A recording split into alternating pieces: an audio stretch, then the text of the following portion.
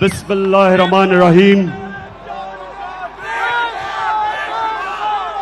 इय्याका नअबुदु व इय्याका नस्तईन।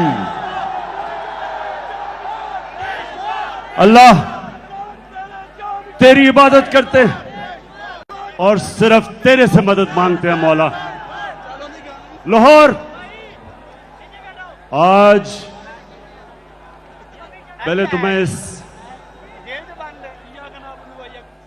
जिस तादाद में आप आज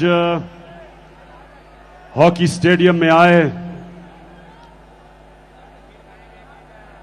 जश्न आजादी बनाने के लिए, मैं खास तौर पे अपनी बहनों को खुशामदीद कहता हूं। आज वो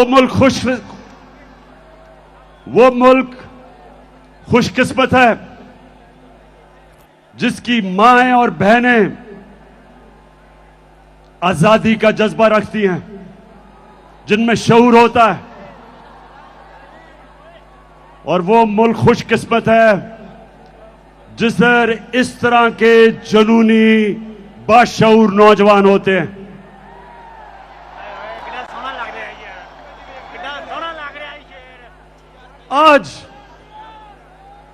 आज आपने तहम्मुल से और बड़े गौर से मेरी बात सुननी है। मैंने आज आपको हकीकी आजादी का रोड मैप देना है, रास्ता बताना है। और मैंने आखिर में हमने क्या कदम उठाने हैं हकीकी आजादी को हासिल करने के लिए, वो आज मैं सारी कौम को वो रास्ता बताऊंगा। मेरे पाकिस्तानियों, 4 किस्म की गुलामी होती है। 4 किस्म की गुलामी इंसान करता है। कायद आजम मोहम्मद अली जिन्ना ने हमें एक गुलामी से आजादी दिलवाई। मैं आज अपनी तकरीर के अंदर आपको वीडियोस दिखाऊंगा ताकि आपको समझ आए, मैं अपने आप को बेहतर तरीके से आपको समझा सकूं कि मैं क्या कह रहा हूं। तो मैं सबसे पहले एक आपको छोटी सी कायद आजम की वीडियो सुनाना चाहता हूं, जो उन्होंने आज से 75 साल पहले कहा। तो मैं ये चाहता हूं कि उस वीडियो को चलाएं please. Muslims desire freedom more than anyone else because love for freedom, fraternity and liberty is the lifeblood of their existence. But freedom must mean freedom both from the British exploitation and Hindu domination. 100 millions of Muslims will never agree merely to a change of masters. तो पाकिस्तानियों, मैं अब उर्दू में बताता हूं कि हमारे कायद मोहम्मद अली जिन्ना ने क्या कहा। उन्होंने ये कहा कि हम अंग्रेज की गुलामी से निकल के हिंदुओं की गुलामी में नहीं जाना चाहते। हम एक आजाद मुल्क बनाना चाहते हैं। और उन्होंने बताया कि मुसलमान हमेशा आजादी के लिए जद्दोजहद करता है। क्योंकि मेरे पाकिस्तानियों, जब पाकिस्तान बन रहा था तो एक नारा था कि पाकिस्तान का मतलब क्या, और मेरा तेरा रिश्ता क्या। अब ला इलाहा इल्लल्लाह का मतलब, ये मेरी कौम ये गौर से सुन लो, क्योंकि मैं जो आगे आपको बताने जा रहा हूं, हमने कैसे मुकम्मल तौर पे हकीकी आजादी हासिल करनी है। ये याद रखें कि हम अल्लाह से जब कलमा पढ़ते हैं तो अपना अल्लाह से वादा करते हैं कि अल्लाह तेरे अलावा हम किसी के सामने नहीं झुकेंगे। इसको सब समझ जाओ कि हमें बताया गया था शुरू में कि सिर्फ पत्थर के बुतों के सामने झुकना शिर्क है। आहिस्ता आहिस्ता हमें समझ आई,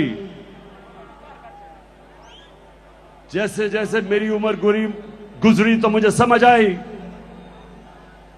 कि हर जब भी अपने जमीर का आप सौदा करते हो और राय हक से हटते हो और किसी भी झूठे खुदा के सामने झुकते हो, पैसे के बुत और सबसे खतरनाक गुलामी का बुत खौफ का बुत है जो इंसान को गुलाम बना देता है। और कभी भी एक गुलाम कौम ऊपर नहीं आ सकती। गुलाम सिर्फ अच्छे गुलाम बनते हैं। इसलिए बड़ी जद्दोजहद के बाद, लाखों कुर्बानियों के बाद पाकिस्तान बना। मैं ज़मान पाक में बड़ा हो रहा था। लाहौर के लोगों सुनो, उस वक्त जो बॉर्डर क्रॉस करते हुए कत्लेआम हुई, हम बड़े होते हुए कितने लोगों को जानते थे जिनके सारे खानदान कत्ल हो गए, लाखों लोग मरे। हमारा घर नहर पे, ज़मान पाक पे, मेरी वालदा बताती हैं कि वो शाम को जब कभी नहर के ऊपर सैर करने जाती थी तो वहां इतने लोग बैठे होते थे जो हिंदुस्तान से आए और एक एक दुख भरी कहानी सुनाता था कि सारा का सारा खानदान कत्ल हो गया। एक दफा मेरी वालदा ने कहा कि बड़ी औरतें, 5-6 औरतें भागी भागी आ रही थी, उनसे पूछती हैं कि पाकिस्तान आ गया। मेरी वालदा ने कहा ये पाकिस्तान है। उधर ही बैठ गई और फिर उन्होंने बताया सारे उनके आदमियों को कत्ल कर दिया, जो उनकी नौजवान बेटियां थी उनको उन्होंने अगवा कर लिया, सिर्फ बेचारी वो औरतें बची। तो इस तरह की हमने कहानियां सुनी है। ये कुर्बानियों के बाद हमारा मुल्क आजाद हुआ था। और जो सबसे जुल्म गुलामी करती है, इंसान के इज्जत नफ्स को खत्म कर देती है, एक इंसान में एहसास से कमतरी डाल देती है। हम जब बड़े हो रहे थे, हमें याद है यहां लाहौर जमखाना में हम जाते थे तो लाहौर जमखाना और पंजाब क्लब के लोग इस तरह रहते थे जैसे वो अंग्रेज हैं। क्लब के अंदर अंग्रेजी बोली जाती थी, सिर्फ बैरों के साथ उर्दू बोलते थे, और जब उर्दू बोलते थे तो वो बिलावल भुट्टो की तरह बोलते थे कि बारिश आटा है।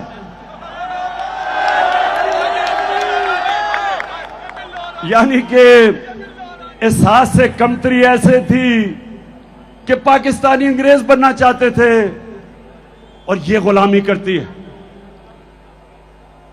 लाहौर के लोगों, जब मैं पहली दफा आज से 50 साल पहले इंग्लैंड में क्रिकेट खेलने गया तो मैं तो सिर्फ 18 साल का था। तो मुझे अभी भी याद है,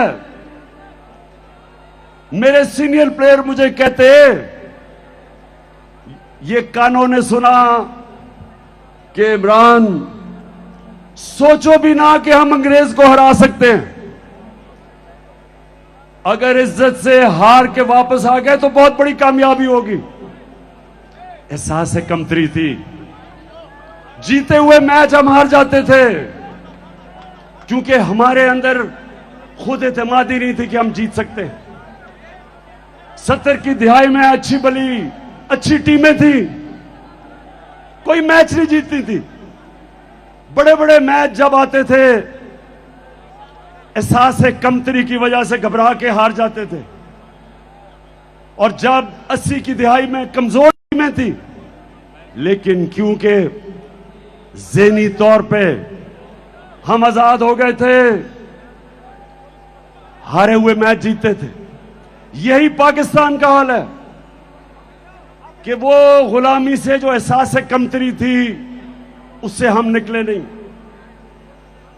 तो पहली गुलामी से तो कायदे आजम ने हमें आजाद किया, और इंशाअल्लाह आज हम उसका पूरा जश्न बनाएंगे। 12 बजे हम 14 अगस्त को उसका शानदार इस्तकबाल करेंगे, सब मिलके पाकिस्तान का तराना गाएंगे। लेकिन 3 और किस्म की गुलामियां, 3 और किस्म की गुलामी है, और मैं चाहता हूं ये गौर से सुने, क्योंकि आखिर में मैं आपको बताऊंगा कि हमने अपने हकीकी आजादी की तरफ कैसे जाना है। जो दूसरी किस्म की गुलामी है वो ज़हनी गुलामी, और वो मैं जब अपनी सारी कौम को मदीना की रियासत का बताता हूं तो मेरे नबी सल्लल्लाहु अलैहि वसल्लम ने मदीना के रियासत में उन लोगों, उन अरबों का जो हैसियत ही कोई नहीं थी, 2 सुपर पावर्स थी मगरिब में और मशरिक में, Byzantine Roman empire, Persian empire. उन्होंने क्या किया, गौर से सुनो मेरे नौजवानों, कि उन्होंने उन लोगों को दुनिया की इमामत करवा दी।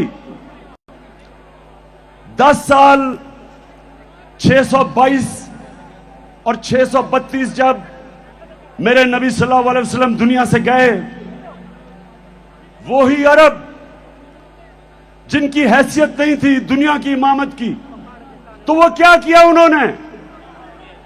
अब ये गौर से सुने क्या किया। 2 काम किए, क्योंकि ये लोग, हमारे लोगों को गलत फहमी है कि तलवार से इस्लाम फैला। 10 सालों के अंदर 622 और 632 के बीच में सिर्फ 1300 से 1400 लोग मरे जंगों में। फिर से सुन लें, 10 सालों में दोनों तरफ सारी जंगों में 1300 से 1400 लोग मरे, लेकिन सारे अरब में इस्लाम फैल गया। वो तलवार से इनकलाब नहीं आया था, वो फिक्री इनकलाब था, ज़हनों के अंदर इनकलाब आया था। और वो मैं चाहता हूं दूसरी चीज कि आप समझें कि हमने कैसे अपनी नबी की सीरत के ऊपर चलते हुए इस मुल्क के नौजवानों को ज़हनी तौर पे आजाद करना है। 2 चीजें की उन्होंने। सबसे पहले उन्होंने तालीम के ऊपर जोर दिया। उन्होंने कहा कि अगर चाइना भी तालीम हासिल करने के लिए जाना पड़े, इल्म के पीछे चाइना भी जाना पड़े, तो जाओ। मतलब उन दिनों में चाइना जाना का मतलब कि अपनी जान की बाजी खेलना। और कहा जब से तुम पैदा होते हो और जब तक तुम कब्र में नहीं जाते, इल्म सीखो। तालीम को उन्होंने इबादत बना दिया, आलिम का दर्जा उन्होंने ऊपर उठा दिया। जो जहालत की गुलामी थी उससे आजाद किया। और दूसरी आजादी, ये खास तौर पे आप सुन लो, दूसरी उन्होंने ज़हन कैसे आजाद किए। उन्होंने इंसानों को बताया कि ये जो खौफ है, पाकिस्तानियों गौर से सुनो, क्योंकि ये खौफ आपके ऊपर तारी किया जा रहा है आजकल। इससे मेरे नबी ने लोगों को कैसे आजाद किया? क्योंकि जो खौफ की गुलामी है वो सबसे खौफनाक गुलामी है।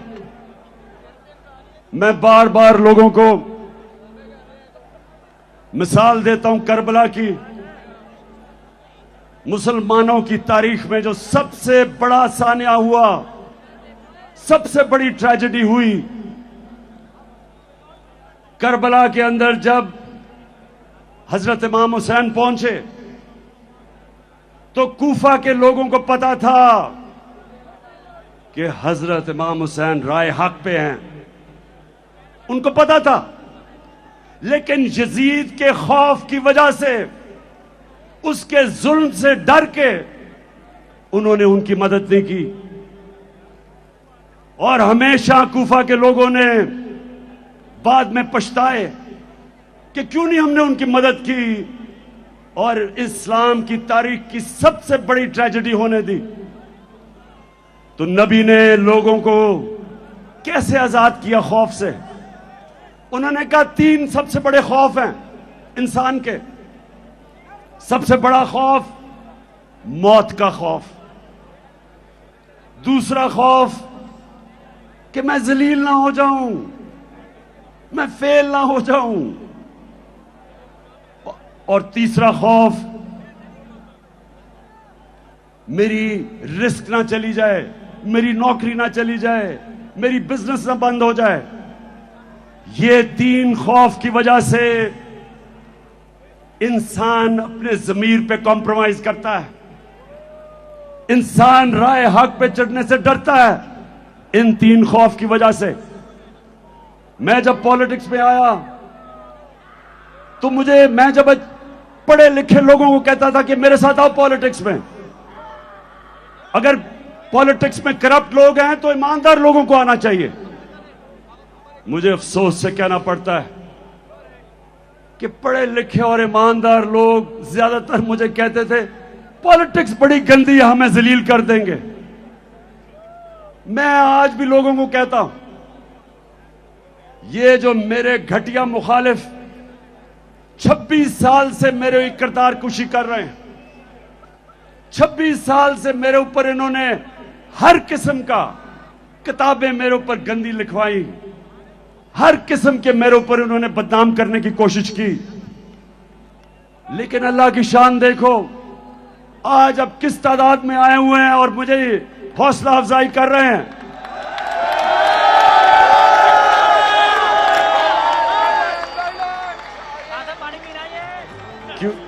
क्योंकि मेरे पाकिस्तानियों, ये अल्लाह ने कुरान में लिखा हुआ है कि इज्जत और जिल्लत मेरे हाथ में है। नहीं तो अमीर लोग, पैसे वाले लोग इज्जत खरीद सकते, लेकिन इज्जत नहीं खरीद सकते। और नहीं तो कमजोर और गरीब जलील होते, ऐसा नहीं है।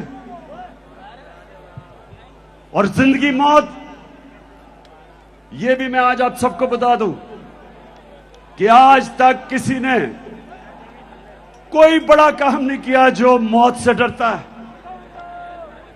कोई फौजी ने आज तक बड़े तगमे नहीं लिए जो मौत के खौफ के ऊपर काबू नहीं पाता।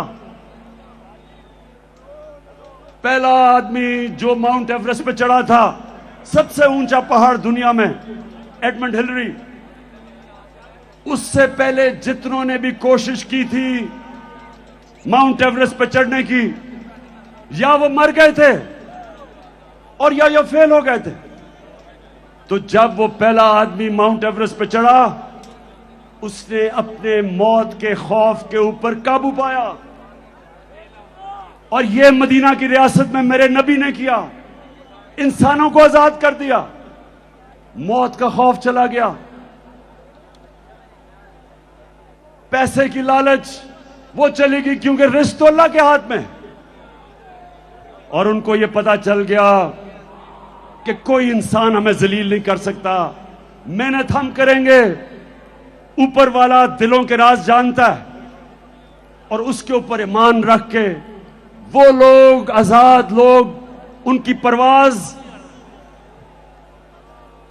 जिस तरह अल्लाह कुरान में कहता है कि जब इंसान, सबसे अजीम मखलूक अल्लाह की, इंसान फरिश्तों से भी ऊपर चला जाता है, लेकिन जब गिरता है जानवरों से भी नीचे चला जाता है।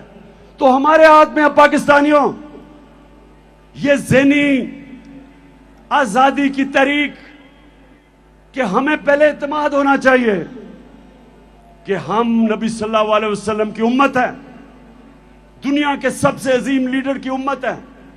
हमें ये जमीन में चूंटियों की तरह रेंगने की जरूरत नहीं।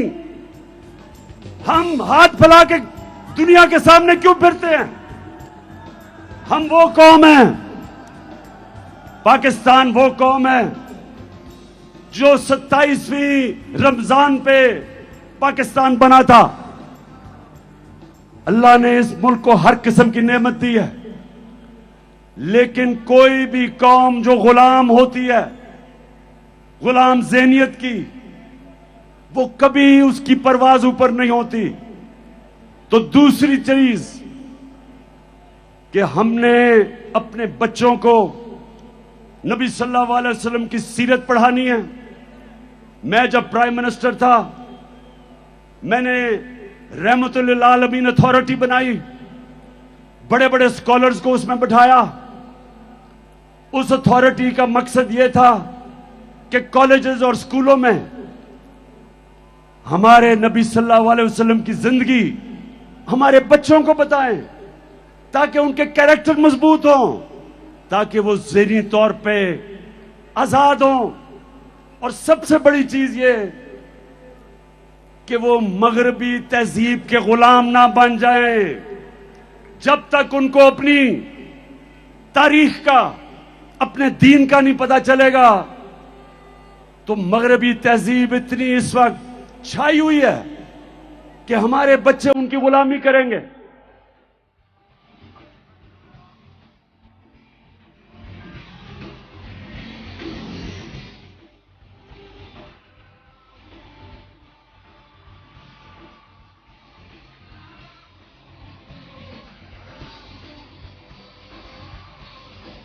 मैंने और तीसरी गुलामी जिससे हमने आजाद होना है, अब ये मेरे पाकिस्तानियों गौर से सुनो। देखिए, पहले तो मैं आप सबको एक बात बता दूं कि मैं कभी भी किसी मुल्क के खिलाफ नहीं हूं, मैं किसी मुल्क का एंटी नहीं हूं। मुझे कहते हैं जी आप एंटी अमेरिकन हैं, मैं एंटी अमेरिकन नहीं हूं। अमेरिका में सबसे ताकतवर पाकिस्तानी कम्युनिटी है जो पाकिस्तानी अमेरिकन कम्युनिटी है। यह ताकतवर कम्युनिटी है। हम क्यों एक मुल्क के एंटी हों जिधर सबसे पैसे वाले हुनरमंद प्रोफेशनल्स पाकिस्तानी बैठे हुए हैं। और दूसरी चीज कि अमेरिका को पाकिस्तान सबसे ज्यादा अपनी चीजें एक्सपोर्ट करती है, हमारी सबसे ज्यादा एक्सपोर्ट्स अमेरिका को है। तो मैं बिल्कुल एंटी अमेरिकन नहीं हूं। मैं अमेरिका से दोस्ती चाहता हूं, लेकिन पाकिस्तानियों मैं गुलामी नहीं चाहता। अल्लाहू अल्लाहू अल्लाहू अल्लाहू अल्लाहू अल्लाहू। ये ज़मीं जब न थी, ये जहां जब न था, ये ज़मीं जब न थी, ये जहां जब न था, ये ज़मीं जब न थी, ये जहां। मेरे लाहौर के बाशऊर लोगों, गौर से अब सुनना। मैं अपनी असल चीजों पे आने लगा हूं, गौर से सुनना, क्योंकि मैंने आज आपको मैंने अपने हकीकी आजादी का रोड मैप देना है। तो ये जरा गौर से सुन लें। मैं ज्यादातर पाकिस्तानियों से बेहतर अमेरिका को भी जानता हूं, मगरबी तहजीब को भी जानता हूं। क्रिकेट की वजह से कई साल मैं उनके बरतानिया में रहा, यूनिवर्सिटी उधर गई, दोस्तियां मेरी थी वहां। मैं उनके कल्चर को अंदर से जानता हूं। अब जो मैं आपको चीज सुनाना चाहता हूं वो ये कि मैं जो उनकी साइकी जानता हूं वो ये, अगर आप उनके पैरों में गिरते हैं वो आपको इस्तेमाल करेंगे। अगर आप उनकी चमचागिरी करेंगे वो आपकी इज्जत नहीं करेंगे। लेकिन अगर आप अपने मुल्क के मफादात के लिए खड़े होंगे उनको अच्छा नहीं लगेगा, लेकिन वो आपकी इज्जत करेंगे। तो मैं जब सियासत में आया आज से 26 साल पहले, 2 वजह से मैं पॉलिटिक्स में आया। एक, जिसकी मैं अभी जो चौथी गुलामी है उसकी बात करूंगा, इंसाफ के लिए, और एक इसके लिए जो हम अपनी खुददारी खो बैठे। मैं ये चाहता हूं कि आप चलाएं कि मैं जब 26 साल पहले पॉलिटिक्स में आया था तो मैं क्या कह रहा था, ताकि आपको ये ना लगे कि मैं ऐसे ही लोगों को वरगलाने के लिए, वोट लेने के लिए मैं अमेरिका के खिलाफ बात करता हूं। ये जरा गौर से सुने कि मैं शुरू में जब पॉलिटिक्स में आया था तो मैं क्या कहता था। हमारी तहरीके इंसाफ, अगर आप इसकी फॉर्म देखें तो इसके ऊपर लिखा हुआ है अय्या का नाबुदो व अय्या का नस्ताईन, और वो इसलिए कि जो भी तारीख ज्वाइन करना चाहता है आपने किसी भी इंसान के सामने झुकना नहीं। कितने करते हैं, कभी अमेरिका के सामने, कभी बैंकों के सामने, कभी बैरूनी मुल्कों के सामने। मैं आपको ये बताना चाहता हूँ कि तहरीक इंसाफ का नस्ल ये है किया का नाबुदो व अय्या का नस्ताईन, यानी कि सिर्फ अल्लाह की इबादत करते हैं और उसी से ही मदद मांगते हैं, इंसानों के सामने नहीं हम झुकते। पाकिस्तान का मतलब क्या था? ला इलाहा इल्लल्लाह। ला इलाहा इल्लल्लाह का क्या मतलब है? अल्लाह तेरे सिवा किसी के सामने नहीं झुकूंगा। और ये भी मेरा आपसे वादा है, आज तक ना मैं कभी किसी के सामने झुका हूं। पाकिस्तानियों, कभी आपको किसी के सामने झुकने नहीं दूंगा। Will you allow the American government to have CIA here in Pakistan? Absolutely not. सबका प्रधान, नया बनेगा पाकिस्तान, नया बनेगा पाकिस्तान, नया बनेगा पाकिस्तान। मैं ये मेरे पाकिस्तानियों ये आपको इसलिए बता रहा हूं कि मैं वो पाकिस्तानी था जिसको अल्लाह ने सबसे ज्यादा शोहरत दी। पैसा मेरी जिंदगी के मुताबिक बहुत था। मुझे क्या जरूरत पड़ी थी कि अगर मैं जाती मफादात के लिए पॉलिटिक्स में आता, कि जिस इंसान को अल्लाह ने सब दिया था उसको क्या जरूरत पड़ी थी कि 26 साल अपनी जिंदगी के पॉलिटिक्स में गुजारे और इन गंदे लोगों के साथ मथा लगाए।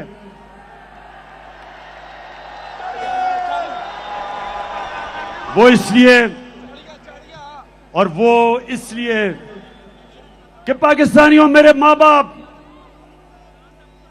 जब मैं बड़ा हो रहा था हमेशा मेरी मां ने और मेरे बाप ने कहा कि तुम्हें अंदाजा नहीं, तुम कितने खुशकिस्मत हो कि तुम एक आजाद मुल्क में पैदा हुए हो। हमारे से पूछो गुलामी क्या थी। अंग्रेज के ऑफिस में जाते थे तो आम जो उस वक्त इंडियंस थे उनके लिए सिर्फ चंद इंडियंस को बैठने की इजाजत थी। अंग्रेज के ऑफिस में आप खड़े रहते थे, उनकी कैंटोनमेंट थी, उनके क्लब थे, वहां कहीं ऐसे लिखा हुआ था कि इंडियंस और कुत्तों को इजाजत नहीं। ये होती है गुलामी। तो मैं बचपन से इस चीज का मुझे एहसास था और मैंने अपने मुल्क में एहसास कमतरी देखी अंग्रेज की गुलामी की वजह से। और हमेशा जब मैं क्रिकेट की खेलों में जाता था तो हम एक वो टीम जो कोई मैच नहीं जीतती थी, क्रिकेट की ग्राउंडों के ऊपर आहिस्ता आहिस्ता एक वक्त आया कि हमने अंग्रेजों को भी हराया, दुनिया को हराया, वर्ल्ड चैंपियंस बन गए। और मुझे फख्र था इस चीज का कि मैंने अपने मुल्क को ऊपर लेके गया। लेकिन मुझे हमेशा अफसोस होता था कि जब मैं अपने हुक्मरान, कोई बाहर से गोरा आता था, उसके सामने हाथ बांध के खड़े हो जाते थे, शर्म आती थी मुझे। और जब 26 साल पहले पॉलिटिक्स में आया तो ये जो आप सुन रहे हैं, ये आज से नहीं मैं बातें कर रहा।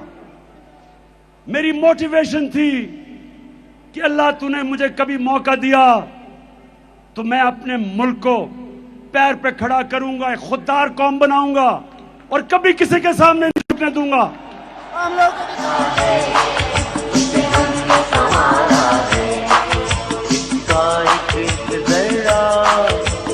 जान से प्यारा है, इसका एक जरा हमें जान से प्यारा है। ये देश हमारा है, ये देश हमारा है।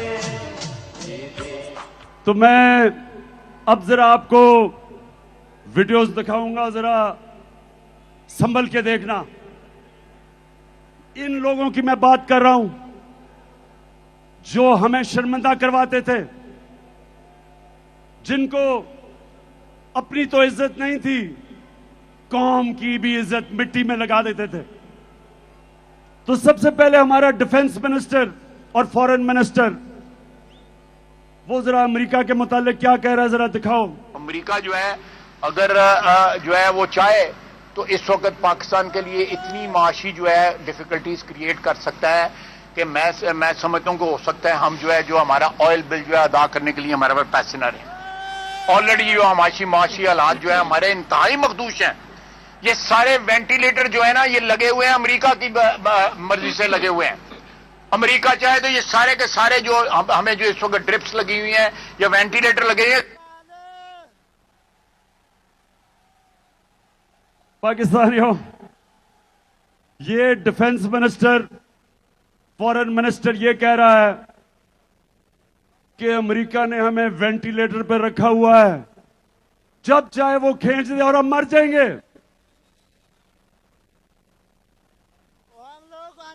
मैं पहले तो इससे पूछता हूं कि ये इस नौबत पे लेके कौन आया?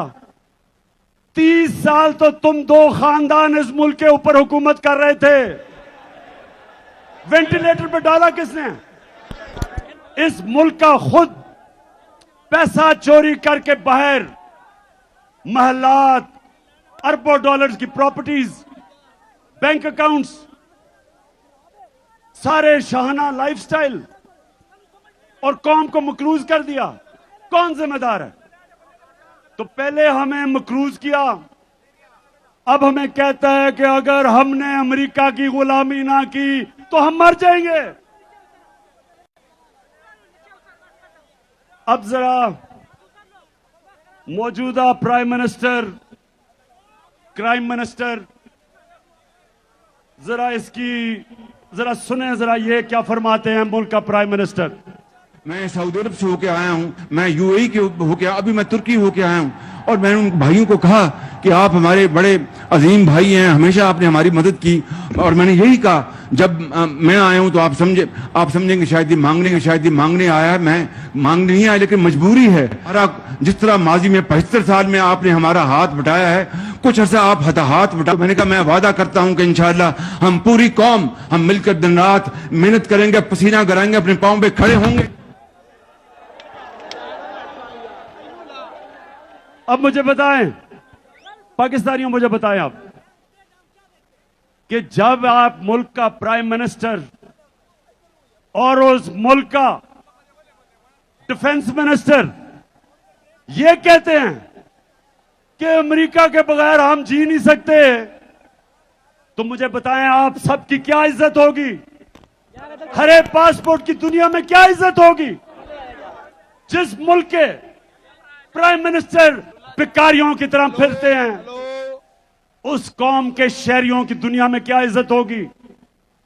और मैं इसलिए पॉलिटिक्स में आया था क्योंकि मैं इंटरनेशनल क्रिकेट खेलता था और मुझे पता था कि हम जब दुनिया में जाते थे तो हमारे पासपोर्ट की हमें किस तरह बेइज्जत होना पड़ता था। वो इसलिए कि जब हुक्मरान भिखारियों की तरह अपनी बाहर जायदादें डॉलर्स बाहर और मुल्क को मकरूज करके और फिर झुके सामने। अब जरा देखें कि पाकिस्तान का प्राइम मिनिस्टर नवाज शरीफ जब प्रेसिडेंट ओबामा से मिला तो जरा उसको फरमाएं, उसकी जरा देखें कि हालत क्या थी, कंपें टांग रही थी।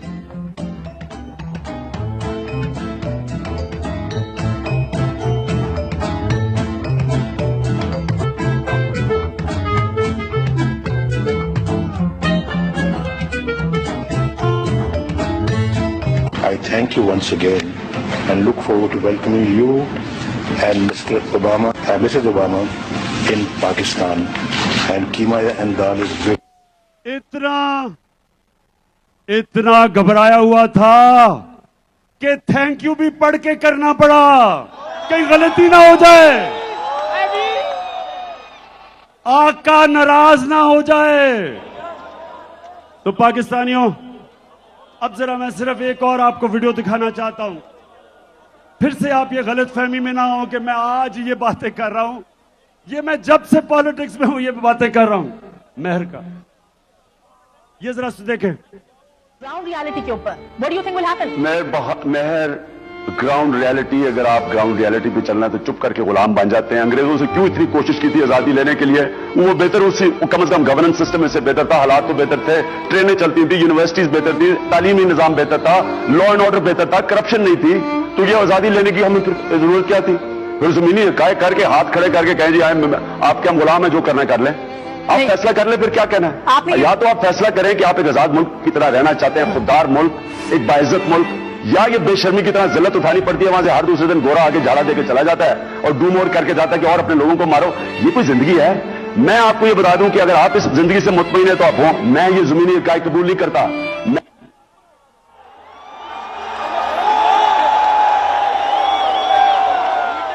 तो पाकिस्तानियों जरा गौर, अभी 12 बजे तक मैंने अभी जरा आखिर पॉइंट पे भी आना है, लेकिन मैं ये समझाना आपको चाह रहा हूं कि मेरा जो कायद था, कायद आजम मोहम्मद अली जिन्ना, अपनी तारीख की किताबें पढ़ें। एक गुलाम हिंदुस्तान में एक आजाद लीडर था, उसके सारे मुखालिफ इज्जत करते थे, खुददार था, कभी किसी के सामने नहीं झुकता था। हम उसको लीडर मानते हैं। और हम पाकिस्तानियों, आप ये सुना, हमने कितनी भारी कीमत अदा की अमेरिका की गुलामी करके। मैं फिर से आज आपको कहता हूं कि मैं अमेरिका से दोस्ती कर रहा था, लेकिन मैं गुलामी करने के लिए तैयार नहीं था। मैंने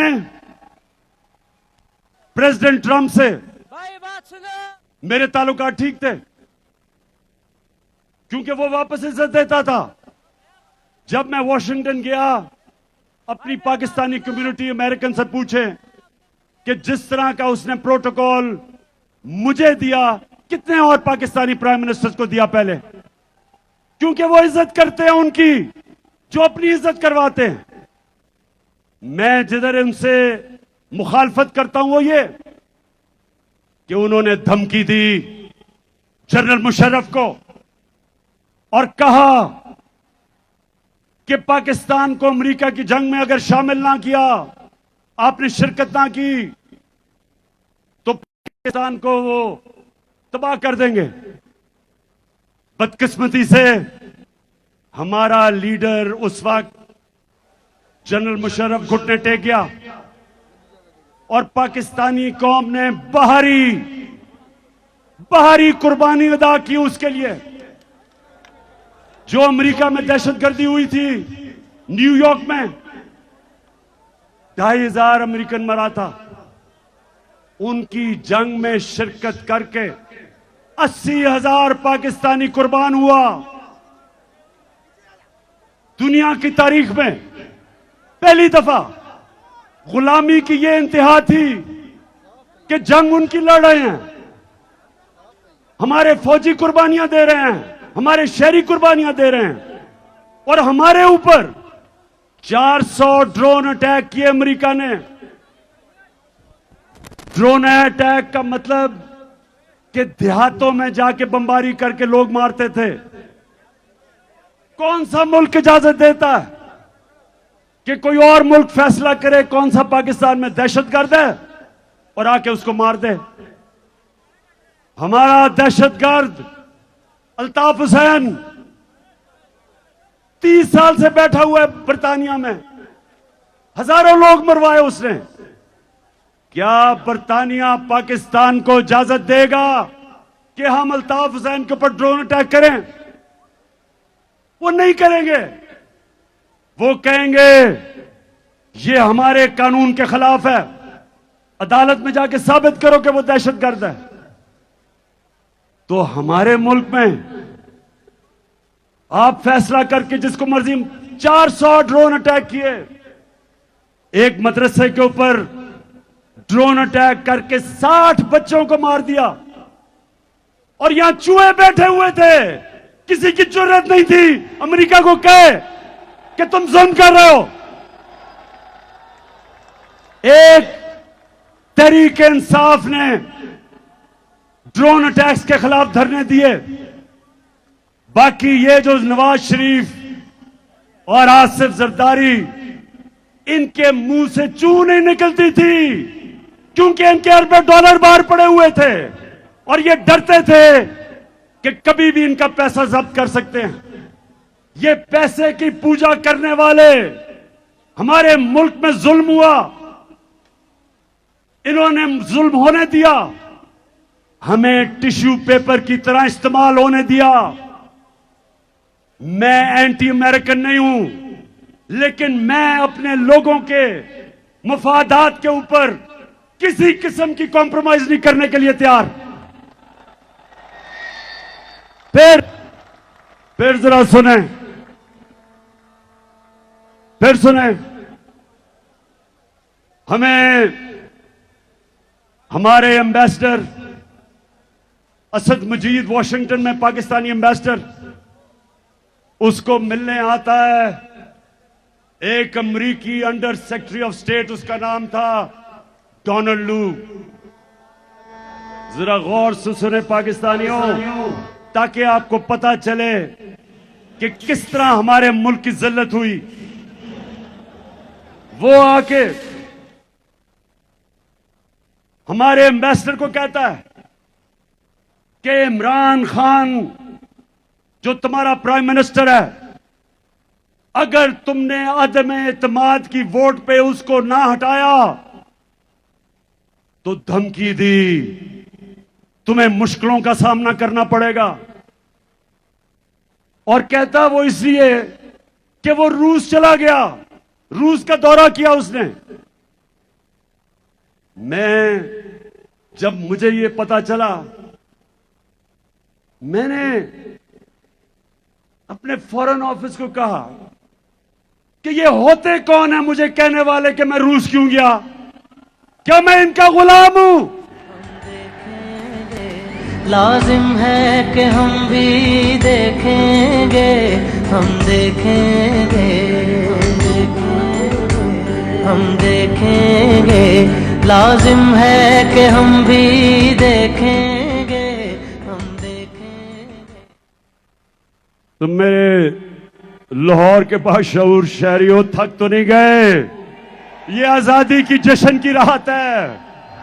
अभी मैंने आपको बताना है कि मैंने आपके साथ मिलके, आपने मेरे साथ मिलके इस मुल्क में हकीकी आजादी कैसे छीननी है। तो धमकी देता है कि जी रूस क्यों चला गया।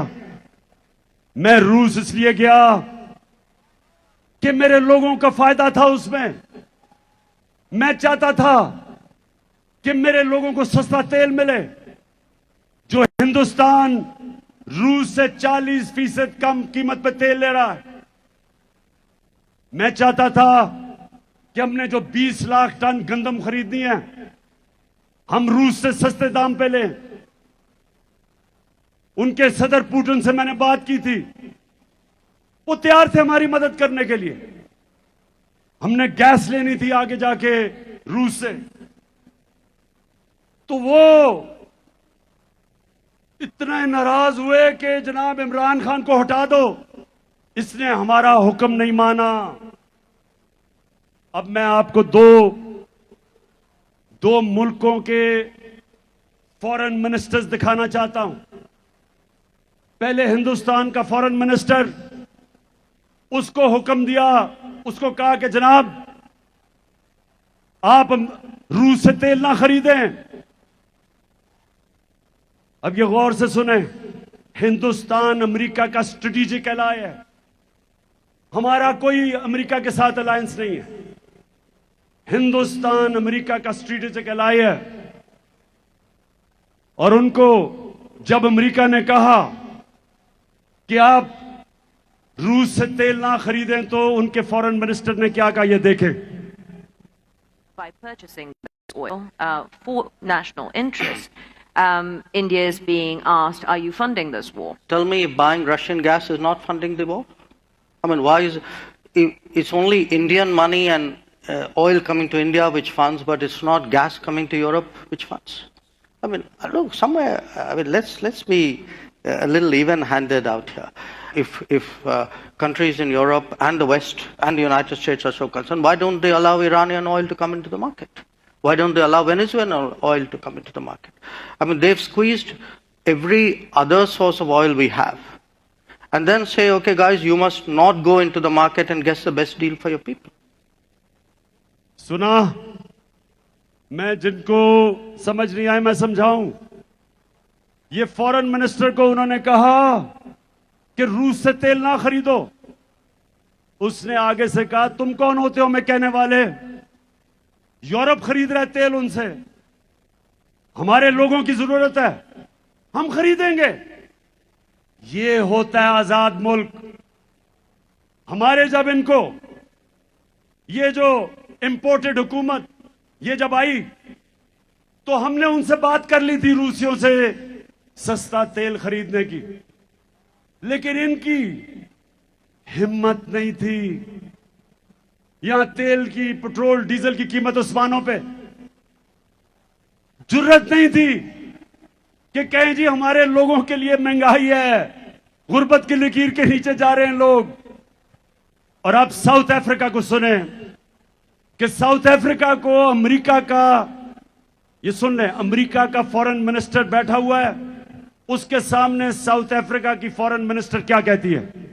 When we believe in freedom, as I'm saying, it's freedom for everybody. You can't say because Africa is doing this, you will then be punished by the United States. So that's been a disappointing passage of legislation by one house, and we hope the other house will not agree to such offensive legislation. One thing I definitely dislike is being told either you choose this or else. I definitely will not be bullied in that way. No. सुन लिया, उनकी foreign minister कहती कि हमें ना dictation दो कि हम क्या कर सकते हैं क्या नहीं कर सकते। तो अगर वो हिंदुस्तान जो हमारे साथ आजाद हुआ था, उनमें इतनी खुददारी है कि वो अपने लोगों के मफादात के मुताबिक अपनी फॉरेन पॉलिसी बनाते हैं, तो ये हमारे कौन आ गए हैं कि जो उनके पैरों में लेटे हुए हैं, कहते हैं हम वेंटिलेटर पे हैं, वो अगला कहता है बेगर्स आर नॉट चूजर्स। तो मैं आज पाकिस्तानियों इस गुलामी के खिलाफ हूं। मैं आज वाजे कर दूं कि मैं इस कौम को कभी कभी किसी की गुलामी नहीं करने दूंगा। मैं अपनी कौम को इकट्ठा करूंगा। हम बहैसियत कौम मिलकर अपने कर्जे उतारेंगे। हम बहैसियत कौम मिलकर अपने पैर पे खड़े होंगे, मुश्किल वक्त गुजारेंगे। आजादी आसानी से नहीं मिलती। आजादी की जद्दोजहद में कुर्बानियां देनी पड़ती हैं। मुझे पता है कि मेरी कौम तैयार है कुर्बानियों के लिए, मुझे पता है। लेकिन ऊपर वो बैठे हुए हैं जो पैसे के गुलाम हैं, और हकीकी आजादी की जद्दोजहद तब तक जारी रहेगी जब इस हुकूमत, इंपोर्टेड हुकूमत को, इस इंपोर्टेड हुकूमत को हम फारग नहीं करते और इलेक्शन नहीं करवाते। हम मिलके इस मुल्क में जद्दोजहद करेंगे।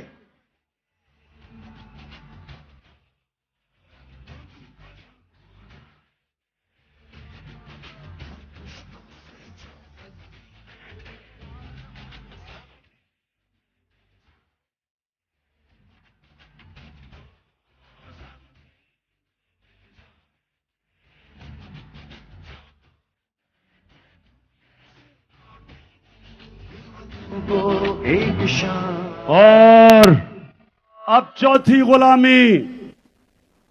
अब मेरे पाकिस्तानियों ये गौर से सुने, ये जो आखिरी गुलामी जिसके लिए हमने हकीकी की जंग लड़नी है, हकीकी आजादी की, ये सबसे ज्यादा एक माशरे में तबाही मचाती है।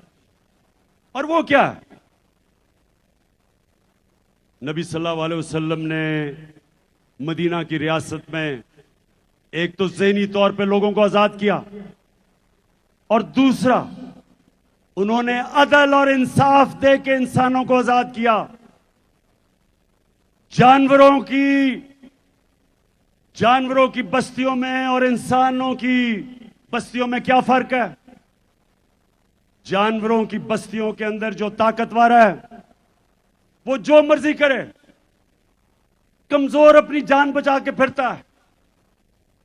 कमजोर की कोई अहमियत नहीं, उसके कोई हुकूक नहीं, वो छुपता फिरता है। और ताकतवर जो मर्जी करना चाहे कर सकता है। इसको कहते हैं जंगल का कानून। इंसानी माशरा इंसाफ पे बनता है। इंसाफ का क्या मतलब है? कि कमजोर को ताकतवर से कानून तहफ़्फ़ुज़ देता है, जिसको अंग्रेजी में रूल ऑफ लॉ कहते हैं, जिसको हम कानून की हुक्मरानी कहते हैं। इसके बगैर एक माशरे में लोग आजाद नहीं हो सकते। अब देहातों में निकल जाएं, बेचारा कमजोर आदमी वो फंसा हुआ है थाने कचहरी की सियासत में। उसको हर किस्म की, वो हर जगह जाके उसको मुश्किल। ताकतवर कानून तोड़े, चोरी करे, डाके मारे, उसके पास वसाइल होते हैं, उसको इंसाफ का निजाम नहीं पकड़ सकता। नबी सल्लल्लाहु अलैहि वसल्लम ने मदीना में इंसाफ दे के इंसानों को आजाद किया। हजरत अली रजी अल्लाह ताला एक यहूदी शहरी से केस हार जाते हैं, खलीफा वक्त होते हैं, क्योंकि काजी उनके बेटी की गवाही नहीं कबूल करता। आप सोचें कि वो क्या इंसाफ का निजाम होगा कि आम शहरी वक्फ के हुक्मरान से केस जीत सकता है, और वो भी एक अकलियत, वो मुल्क के हुक्मरान से केस जीत सकती है। ये था इंसाफ का निजाम, और वो इंसाफ के निजाम की वजह से लोग आजाद हो गए। एक बड़ा फेमस वाकया, एक शहजादा तवाफ कर रहा था खाना काबा की, एक गुलाम का पैर आ गया उसके चोगे के ऊपर, उसने उसको मारा। गुलाम ने जाके नबी सल्लल्लाहु अलैहि वसल्लम को बताया कि मेरे से गलती से पैर आ गया और इसने मुझे मारा। नबी सल्लल्लाहु अलैहि वसल्लम ने शहजादे को बुलाया और गुलाम को कहा कि वापस मारो इसको। किसी को इजाजत नहीं, कोई कानून के ऊपर नहीं। मेरे पाकिस्तानियों, इस तरह वो आजाद हुए थे, इस तरह वो माशरा, दुनिया में आजाद लोगों का माशरा ऊपर उठ गया था। हमारे मुल्क में जब तक हम लोगों को उनके हकूक नहीं देंगे, कमजोर को ताकतवर से तहफ़्फ़ुज़ नहीं देंगे, हम लोगों को आजाद नहीं कर सकते। ये बदतरीन गुलामी है। हिंदुस्तान की तारीख, जो ऊपर से आता था, जो भी अटैक करता था हिंदुस्तान को, वो सीधा पहुंचता था पानीपत, जिधर जाके जंग लड़ी जाती थी पानीपत की। क्यों? क्योंकि लोग मुकाबला करने के लिए तैयार नहीं थे, क्योंकि वो गुलाम थे। सिर्फ आजाद माशरे अपनी आजादी के लिए लड़ते हैं। तो मेरे पाकिस्तानियों, मैं अब आपको एक वीडियो दिखाने लगा हूं कि हमारा पुरअमन एहतजाज था 25 मई को। उसमें हमारे साथ पुलिस ने क्या किया? हमारा हक था पुरअमन एहतजाज करने का। ये 3 दफा हमारे दौर में 3 दफा धरने दिए गए। 2 दफा फजलुर रहमान ने, 1 दफा कांपे टांगनी बिलावल ने, 2 दफा डीजल ने, 1 दफा कांपे टांगने वाली ने। हमने ना कोई रास्ते में रुकावट की, ना कोई मुश्किलें की, ना कोई एफआईआर रजिस्टर की। जरा आप दिखाएं कि 25 को हमारे साथ क्या हुआ। भाई, घर में सिर्फ लेडीज हैं कि आप लोग बगैर किसी वारंट के, आप लोग घर में सिर्फ लेडीज और बच्चे और आप लोग घर के अंदर एंटर हुए हैं। सुबह 4 बजे हुए हैं। ये देख ले, ये क्या कर रहे हैं आप लोग? डराने के लिए आए हैं औरतों को। सिर्फ हम औरतें हैं घर पे और बच्चे हैं। या आप हमारे घर में क्यों एंटर हो गए? आप हमें हरास करें इतना ओपनली, आप हमारे घर में एंटर हो गए। मुझे नहीं, क्यों दरवाजा तोड़े? नहीं, बदतमीजी नहीं करेंगे आप, बिल्कुल नहीं। आप शर्म होनी चाहिए।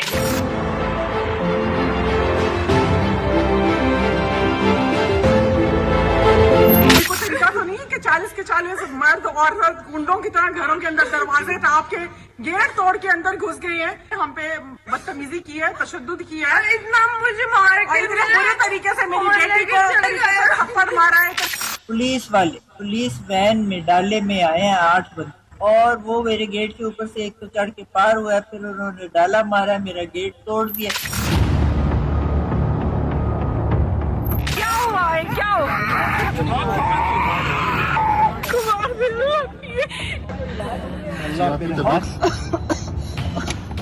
यार उसको सांस नहीं आ रहे। पानी पिए आंटी, पानी पिए, ये ठीक हो जाएगा। पानी पिए आंटी।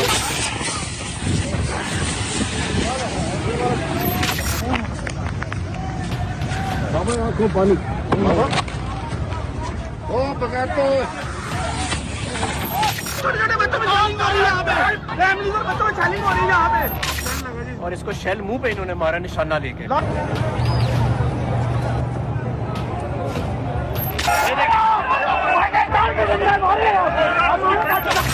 गिर जाएगी भाई, गिर जाएगी।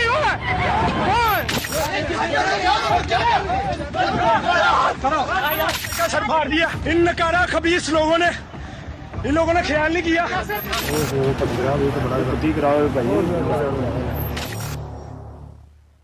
अच्छा, अब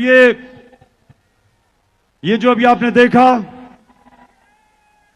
एक पुरअमन एहतजाज जमहूरियत के अंदर, पहले हुकूमत गिराई, पुरअमन एहतजाज किया, और इस तरह का इस मुल्क की पुलिस ने मुल्क का आइन भी तोड़ा, मुल्क का कानून भी तोड़ा, और कमजोरों के ऊपर दहशतगर्दी की, खौफ फैलाने के लिए। अब मैं जरा एक और, अभी हालिया में शहबाज गिल, उसको उठा लिया, चले वो कानून के सामने जाएगा, लेकिन तशद्दुद किया उसके ऊपर।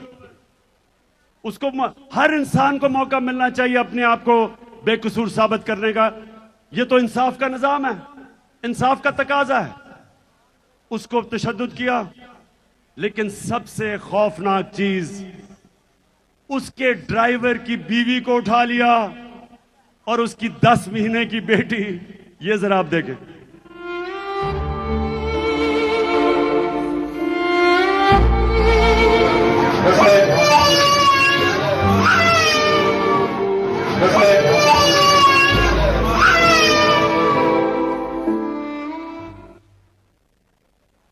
ये मैं आपको ये इसलिए दिखा रहा हूं, पाकिस्तानियों, इसलिए दिखा रहा हूं कि लोगों के ऊपर खौफ तारी किया जा रहा है कि किसी तरह ये कौम डर के, खौफजदा होके, इनकी दहशत की वजह से कबूल कर ले ये चोरों और डाकुओं को। जो भी ये कर रहे हैं सारे साजिशी। आज मेरी आवाज कान खोल के सुन लो, ये कौम जो मर्जी अब कर लो, तुम इस कौम को नहीं रोक सकते।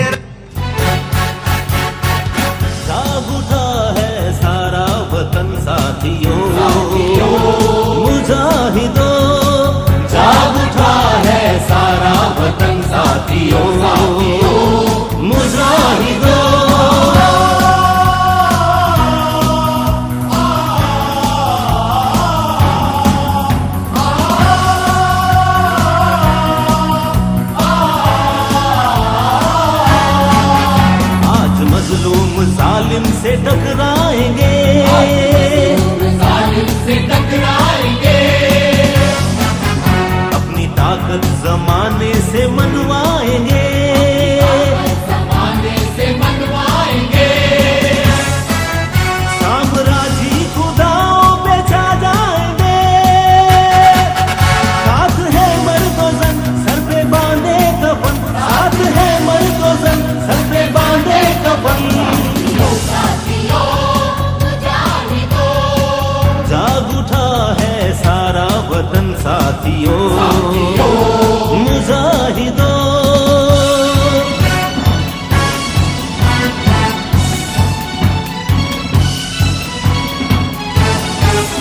जो भी रस्ते में आएगा कट जाएगा,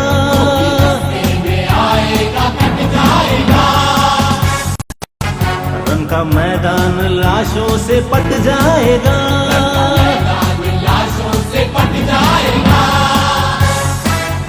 आज दुश्मन का तख्ता उलट जाएगा, हर जरी सब शिकन हर जवा तेग जन, हर जरी सब शिकन हर जवा तेग जन,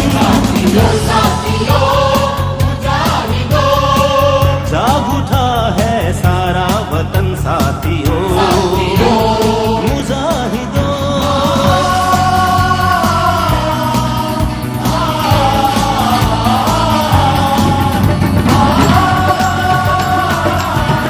बस बस बस, अभी और जश्न बनाएंगे, फिक्र ना करो, पहले सिर्फ मैं अपनी बात खत्म कर लूं। देखें, अब वैसे आज मैंने अपनी जिंदगी में सबसे बेहतरीन 14 अगस्त बनाया,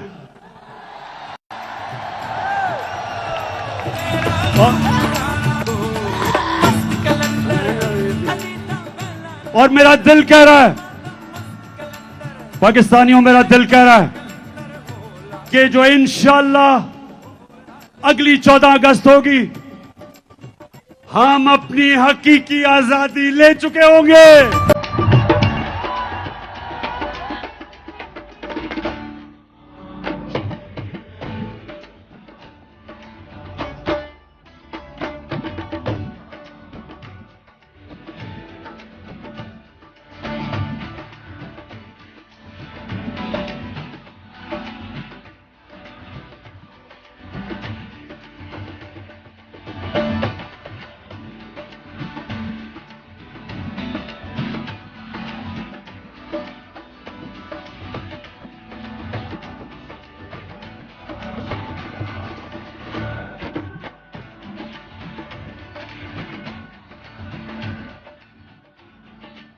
अच्छा, अभी फिर जश्न होगा, लेकिन मैं आपको जो इस कौम के खिलाफ साजिश हो रही है वह मैं पहले वो साजिश बताऊंगा और उसके बाद बताऊंगा कि हमने कैसे इस साजिश को खत्म पाश पाश करना है। साजिश क्या हो रही है, थोड़ा खामोशी से सुन लें ताकि आपको समझ आ जाए कि जो बैरूनी मुल्क की साजिश जिनके साथ इस मुल्क के मीर जाफर और मीर सादक मिले हुए हैं, जिन्होंने हमारी हुकूमत कराई, और अब वो क्या साजिश कर रहे हैं, थोड़ी खामोशी से सुने। पहले उन्होंने हमारी हुकूमत कराई, इनका ख्याल था कि लोग मिठाइयां बांटेंगे, कौम सड़कों पे आ गई, करोड़ों लोग पाकिस्तान की सड़कों पे निकले, सारों ने निकल के कहा कि ये जो तुमने साजिश की है और हमारे मुल्क के ऊपर इस मुल्क के बड़े बड़े डाकुओं को मुसल्लत किया है, कौम सड़कों पे निकलाई। इन्होंने फिर आपके सामने लोगों के ऊपर खौफ तारी करने की कोशिश की। 25 मई को इन्होंने औरतों को आपने देखा घरों में घुस घुस के डराया, 3 लोग शहीद हुए। इन्होंने समझा कि अब लोग डर के सहम गए हैं। लेकिन जब पंजाब के बाय इलेक्शन आए, कौम सड़कों पर निकलाई, धांधली के बावजूद हमने इनको शिकस्त दी, फेंटा लगाया। जिस तरह वाहिद कप्तान था मैं जो हिंदुस्तान में गया और हिंदुस्तान के अंपायरों के बावजूद हिंदुस्तान को फेंटा लगा के आया।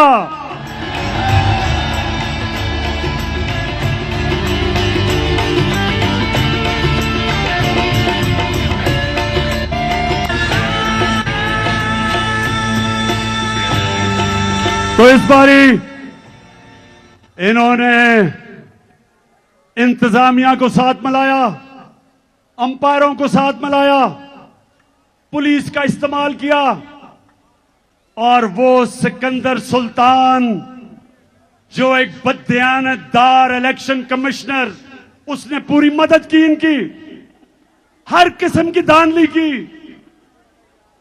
और सिकंदर सुल्तान वो तो एक बुज़दिल आदमी है, उसको तो पीछे से एक बूट पड़ा, इसलिए उसने एक जूता पड़ा तो उसने पूरी मदद की। इस सारेों के बावजूद अवाम, कभी बाय इलेक्शन में ऐसे अवाम नहीं निकली। लाहौर के लोगों में खास तौर पे तो आपको सलाम करता हूं कि आपने बुरी तरह शिकस्त दी इनको।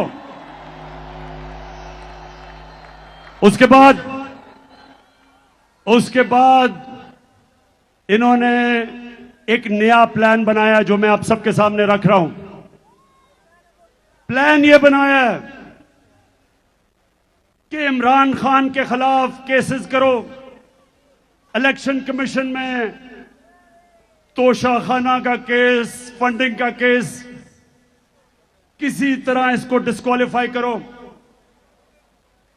और इसको डिस्क्वालीफाई करके उधर से नवाज शरीफ को बुलाओ, वो भगौड़े को बुलाओ जो झूठ बोल के बाहर भागा हुआ है, और फिर कहो कि देखें हम इमरान खान को भी लड़ने देंगे और नवाज शरीफ को भी अगर उसका जो बैन है वो हटाया जाए। जो भी ये साजिश कर रहे हैं कान खोल के सुन लो, इमरान खान कोई डील नहीं करने लगा।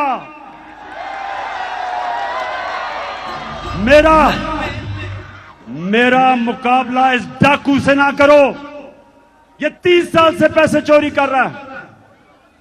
मैं सिर्फ आपको एक छोटी सी वीडियो जरा एंजॉय करेंगे, वीडियो ये जरा गौर से सुने। ये आज से 12 साल पहले, आज से 10 साल पहले, ये देखें जरा वीडियो।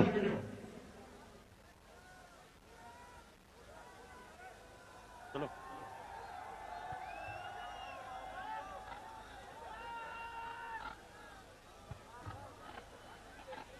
हाँ, मरियम की तला दो। हाँ ये लो,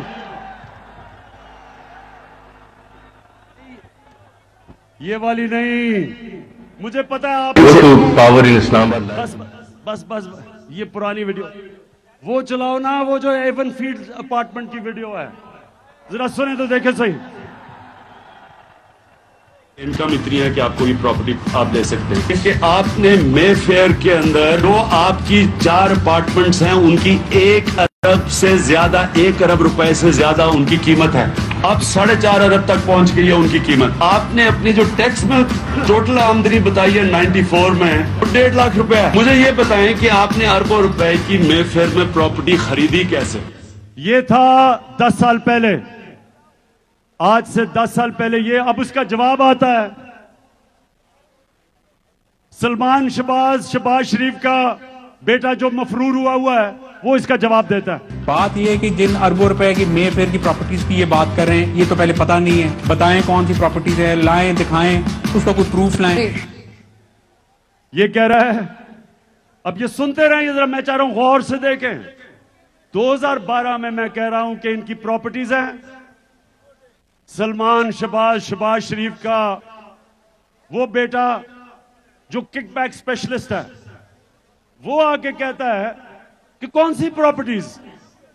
अब मरियम बीबी को सुने कि इस तरह मुझे लगा कि आप लोगों को बेवकूफ नहीं बना सकते। मेरी सेंट्रल लंदन में प्रॉपर्टीज तो दूर की बात है, मेरी पाकिस्तान में भी कोई प्रॉपर्टी नहीं है। मैं अपने वालिद के साथ है और मुझे समझ नहीं आई कि मेरी और मेरी वालिदा की और बहन भाइयों की प्रॉपर्टीज ये कहाँ से निकाल के ले आए। अब ये सुन लिया आपने कि किधर से प्रॉपर्टीज निकाल ली। मेरी तो लंदन छोड़े, पाकिस्तान में भी कोई प्रॉपर्टी नहीं। अब देखें, सुने सुने सुने सुने नौजवानों सुनो, एक हदीस है कि शैतान इंसान के गुनाह दुनिया में नशर कर देता है। सुन लें, शैतान इंसान के गुनाह के दुनिया में इसलिए नशर कर देता है क्योंकि अल्लाह अल्लाह हक है। अब जरा आगे चलो, पैनमा का नवाज शरीफ, मरियम नवाज, हसन नवाज और हुसैन नवाज के बैरून मुल्क खुफिया असासों का इंकशाफ। पनामा लीक्स ने बैरून मुल्क खुफिया दौलत का भांडा फोड़ दिया। सुन लिया, पनामा में बैनुल-अक़वामी इंकशाफ होता है और जिन्होंने छुपाए होते हैं अपने असासे, वो सारे सामने आ जाते हैं। तो जब ये सामने आ जाते हैं तो नवाज शरीफ के बेटे हुसैन शरीफ क्या कहते हैं, जरा सुने। मैं इस बात को तस्लीम करता हूँ कि अल्हम्दुलिल्लाह पाक लेन के ऊपर जो अपार्टमेंट्स हैं वो अल्हम्दुलिल्लाह हमारे हैं। मैं इस बात को तस्लीम करता हूँ कि उनको ऑफशोर कंपनीज नेस्कॉल लिमिटेड और नीलसन लिमिटेड जो है उनको ओन करती हैं। और मैं आपको ये भी अर्ज करता हूँ उनको होल्ड कर रही है इस वक्त मरियम नवाज शरीफ, मेरी हमशीरा जो है। शुक्रिया शुक्रिया, ऐ अल्लाह तेरा शुक्र है, अल हक है, तू सच का खुदा है।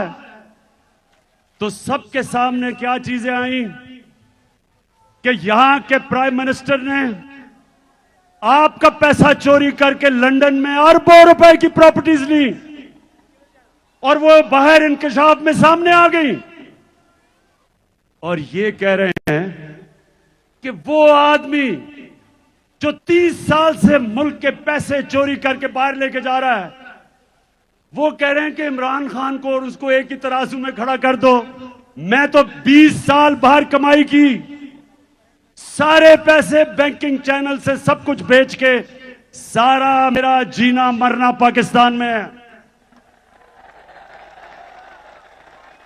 और मुझे कह रहे हैं कि उसके साथ मुआवजा करेंगे। तो साजिश पहली ये कि नवाज शरीफ को लाने की कोशिश है। सितंबर की आखिर में नवाज शरीफ, फिक्र ना करो, तुम्हारा मैं बहुत अच्छी तरह इस्तकबाल करूंगा।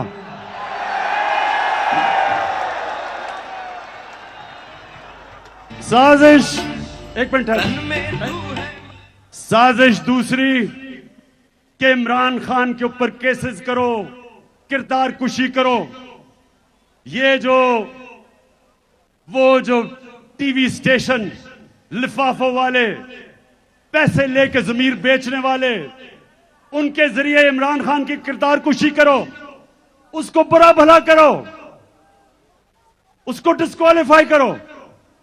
और फिर वो टीवी चैनल जो इमरान खान का मौकफ पेश करती हैं, उनको बंद करो। ARY को बंद करो।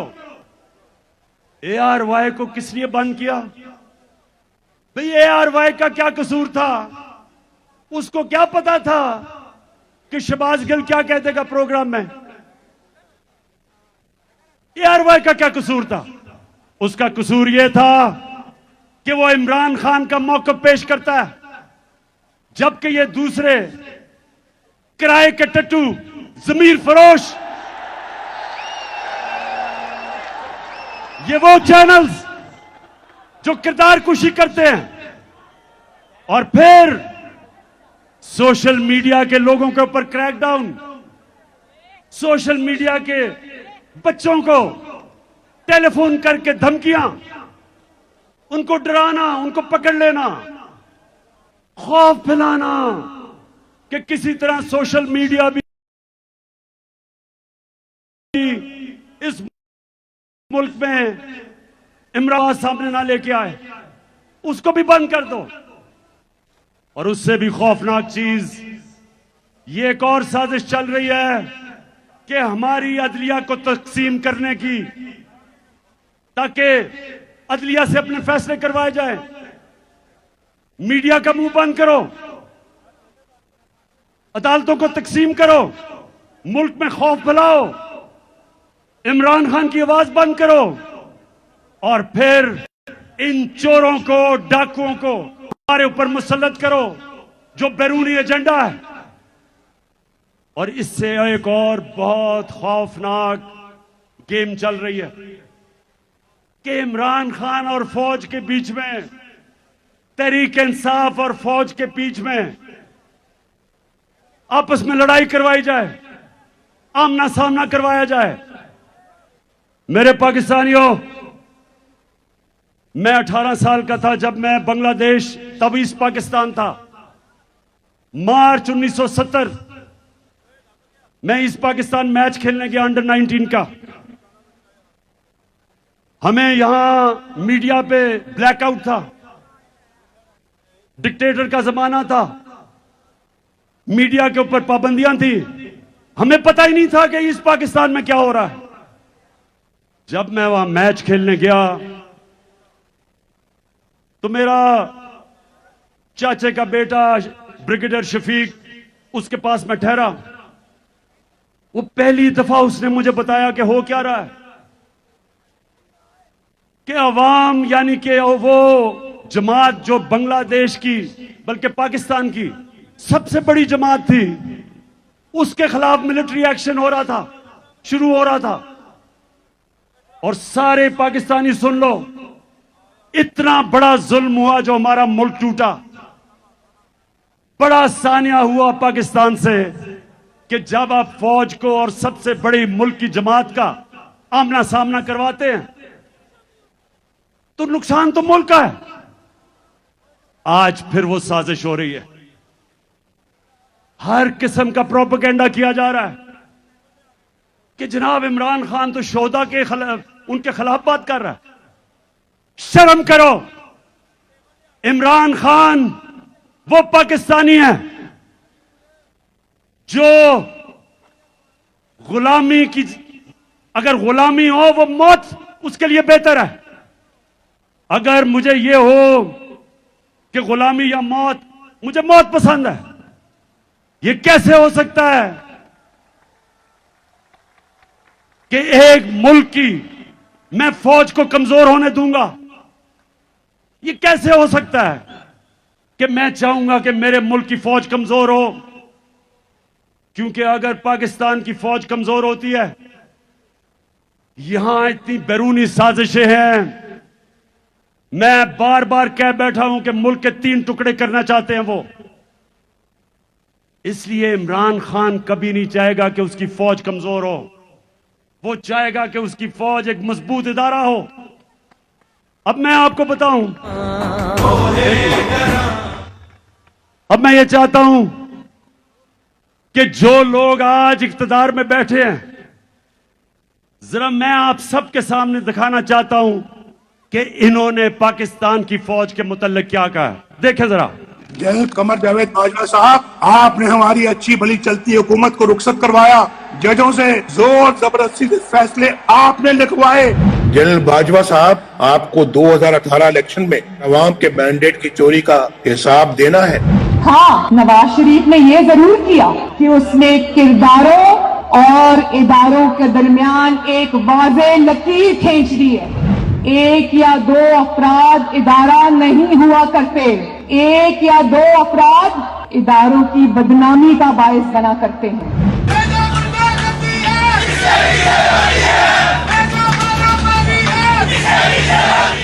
तुम हमें सियासत बतलाते हो, अपने हुदूद में रहो, इसराइल की नौकरी न किया करो, इसराइल के वजीफों पर पलने वाले जर्नलों अपने हुदूद में रहो। बड़े बड़े रैंकों वालों से भी अपने आप को मुहतरम समझता हूँ, तो सीधे हो जाओ। और अगर बिगड़ोगे तो फिर अगर हम बिगड़ गए तो अफगानिस्तान में अमेरिका का क्या हासिल हुआ, खुदा की कसम यहाँ तुम्हारा वही हासिल होगा। और अभिनंदन की क्या बात करते हैं। मुझे याद है चीफ ऑफ आर्मी स्टाफ तशरीफ लाए, पैर कांप रहे थे, पसीने माथे पे थे। दफा के लिए ये पूरी इंप्यूनिटी के साथ अपना सीना चौड़ा करके डिफेंस बजट को क्लेम कर रहे हैं और मांग रहे हैं कौम से। कौम की हड्डियों से गोश्त तक जो है इन्होंने निचोड़ लिया है और उतार लिया है। ये सुन लिया, ये आज हमें गद्दार कह रहे हैं, ये चूहे हमें गद्दार कह रहे हैं। अब मैं सिर्फ एक आपको बताना चाहता हूं कि मैंने अपनी फौज के मतलब क्या कहा। ये देखें, जो फौज का इदारा है कभी इसके खिलाफ बात ना करें, क्योंकि फौज एक ऐसी चीज है जो अगर हमारी फौज ना होती तो ये मुल्क में नहीं रहना था। इमरान खान से ज्यादा इस मुल्क को जरूरत पाकिस्तानी फौज की है और हमें हमेशा इस इदारे को इसकी मजबूती के लिए हमें बात करनी चाहिए। और आज कैंपेन चलाई जा रही है कि पाकिस्तान की फौज के पाकिस्तानी हम तहरीक इंसाफ फौज के खिलाफ है। जो लोग इस मुल्क में हकीकी आजादी चाहते हैं वो हमेशा चाहेंगे कि हमारी फौज मजबूत हो। और कभी मैं जब तनकीद करता हूं तो मेरी तनकीद तामीरी होती है। जिस तरह एक बाप अपने बच्चों के तनकीद करता है उनकी इस्लाह करने के लिए, मेरी इस तरह की तनकीद नहीं होती इन चोरों की तरह जिनके एजेंडा कुछ पैसे बाहर पड़े, बाहर के लोगों की गुलामी करने वाले, पैसे की बुत की पूजा करने वाले, जिनके बच्चे बाहर, पैसे बाहर, ईदें बाहर, शॉपिंग बाहर, इलाज बाहर, और वो मुझे कह रहे हैं कि जनाब इमरान खान गद्दार है। मैं आज अपने सारी कौम के सामने कहना चाहता हूं कि ये जो साजिश की जा रही है कि मुल्क की सबसे बड़ी जमात को फौज के सामने खड़ा करने की, ये मुल्क के खिलाफ साजिश है। ये एक बैरूनी साजिश का हिस्सा है इस मुल्क को कमजोर करने का। ये जो चोरों को ऊपर बिठाया था बैरूनी साजिश के तहत, ये मुल्क को कमजोर करने के लिए चोरों को ऊपर इसलिए लेके आए थे कि इनसे जो भी कहें करवा सकते हैं। मेरे पाकिस्तानियों, मैं आज खास तौर पे इस प्रोपेगेंडा जो चल रहा है, सोशल मीडिया के लोगों को पकड़ पकड़ के लेके जा रहे हैं। एक बच्चे के बाप को पकड़ा हुआ है, उसे कह रहे हैं कि स्टेटमेंट दो कि इमरान खान ने हमें कहा था फौज के खिलाफ बयान देना। ये हो रहा है आज।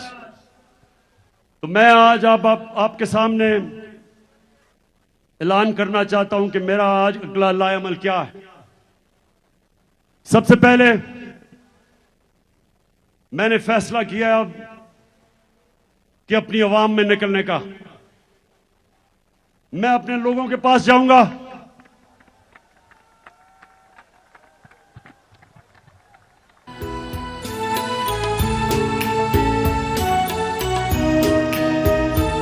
मैं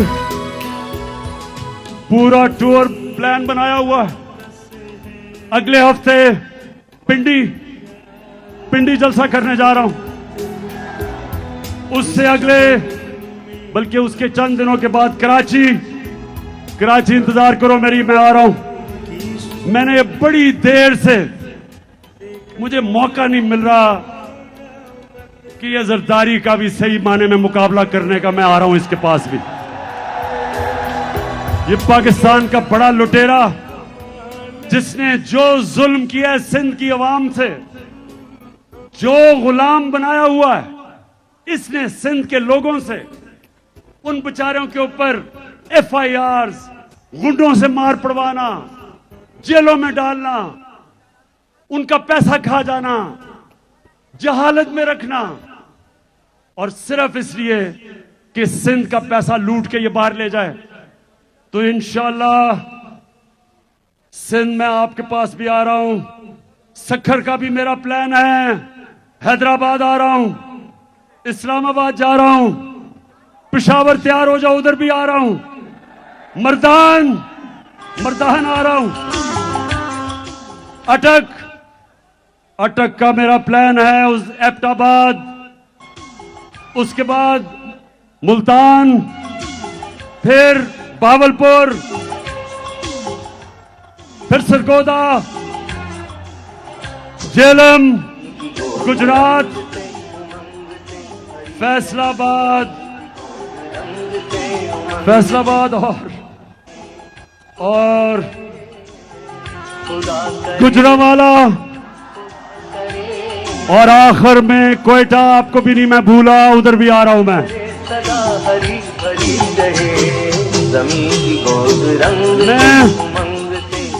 मैं अवाम में निकल रहा हूं। मैं सारी अपनी अवाम को तैयार कर रहा हूं। हमारी हकीकी आजादी की जंग अपने आखिरी और फैसला कुन मरहले पे है।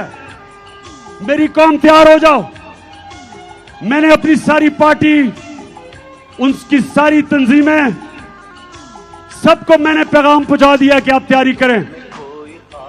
एक मैं टाइगर फोर्स बना रहा हूं नौजवानों का, और उसमें हमारी बेटियां होंगी, नौजवान होंगे। जिस तरह तहरीक पाकिस्तान में मेरी वालदा और उनकी जनरेशन ने तहरीक पाकिस्तान में जिस तरह वो घर घर निकली, मैं आज अपनी सारी कौम को कह रहा हूं कि हमारी बेटियां, हमारे नौजवान तैयार हो जाओ। आपने घर घर जाना है। मेरी हकीकी आजादी का पैगाम घर घर लोगों के पास लेके जाना है। आपने लोगों को बताना है कि किसी चीज से आपने नहीं खौफजदा होना।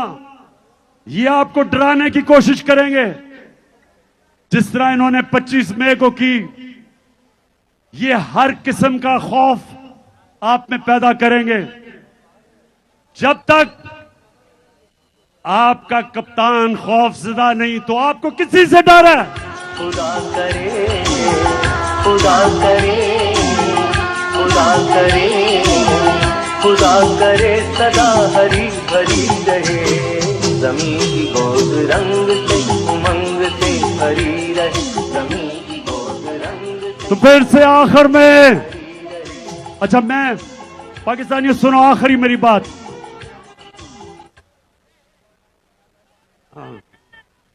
हाँ, आखिरी बात मेरी सुन लो तराने से पहले।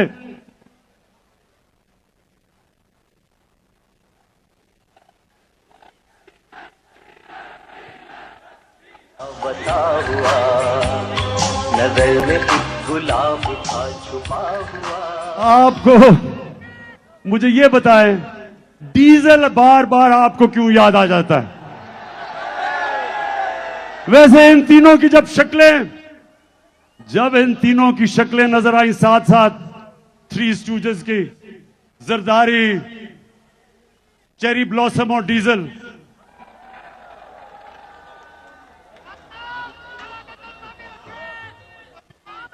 सुन ले एक चीज मैं चाहता हूं आपसे। एक मिनट सुनिए, एक मिनट। कायदे आजम से जब किसी ने पूछा,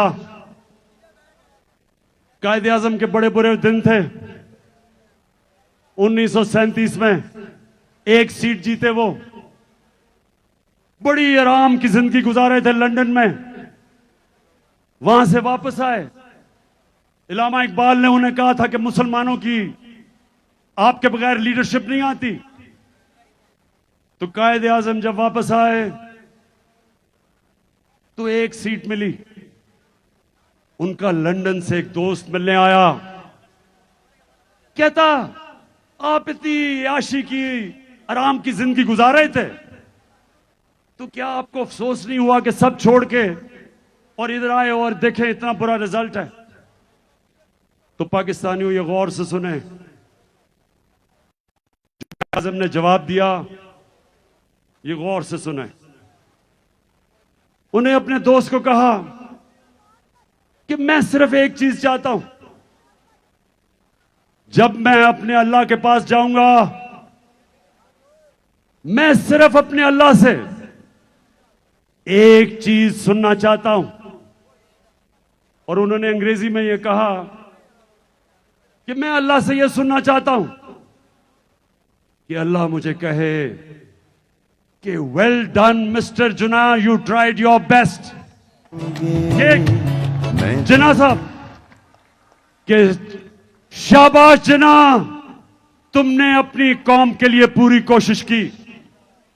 तो मैं जब अपने अल्लाह के पास जाऊंगा, मैं उससे एक चीज सुनना चाहता हूं। मैं सिर्फ उससे एक चीज सुनना चाहता हूं कि मेरा अल्लाह मुझे यह कहे कि शाबाश इमरान, सुने सुने सुने कि तुमने हमारे नबी सल्लल्लाहु अलैहि वसल्लम की उम्मत को ला इलाहा इल्लल्लाह का मतलब समझा दिया।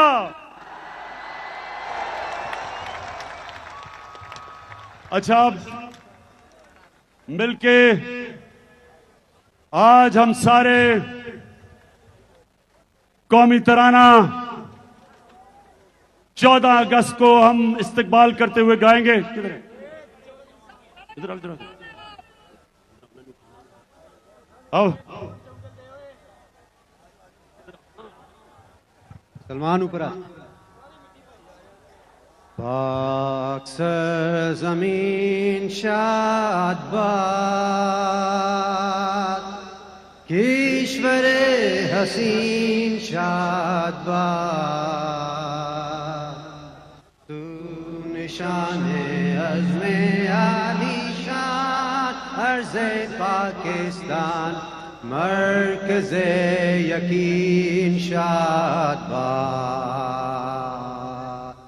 पाक सरज़मीन का निज़ाम, क़ुव्वते अख़ुव्वते अवाम,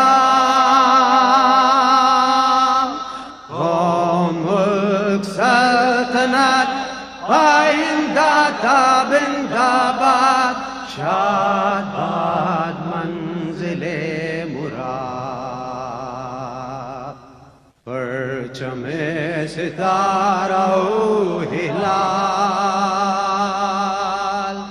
रहबरे तरक्कियो कमाल, तर्जुमाने माज़ी शाने हाल, जाने इस्तक़बाल, साया-ए खुदाए ज़ुल-जलाल। पाकिस्तान। अब मैं नूरुल कादरी साहब को अभी नहीं एक मिनट रोको।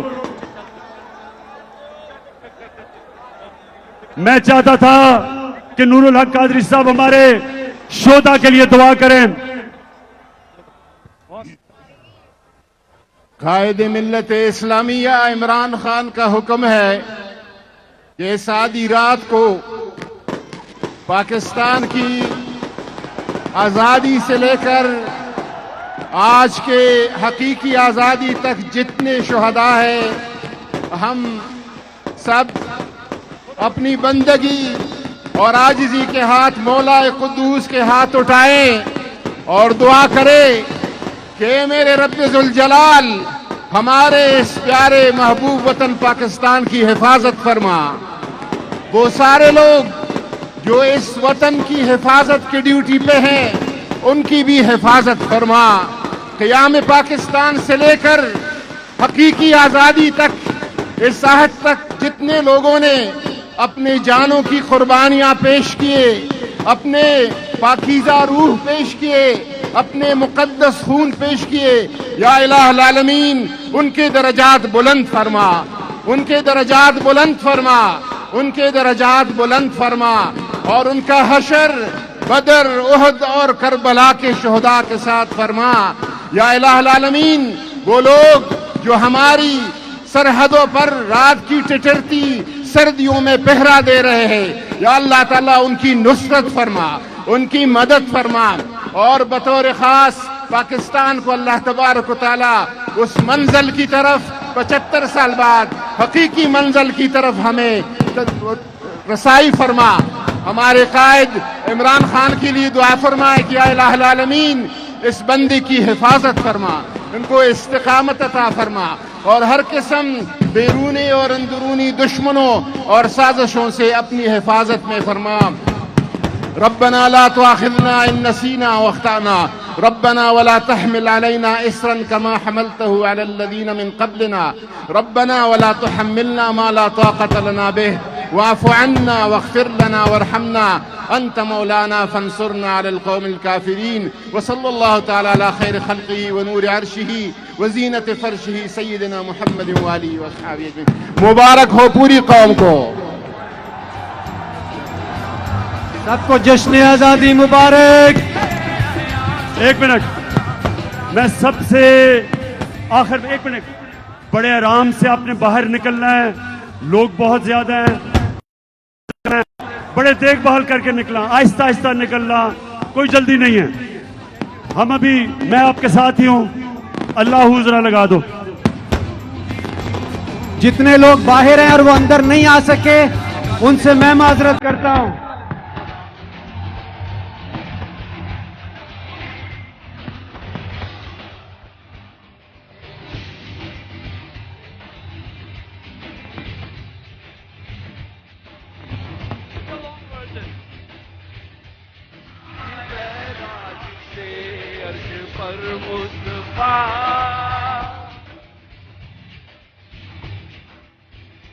आए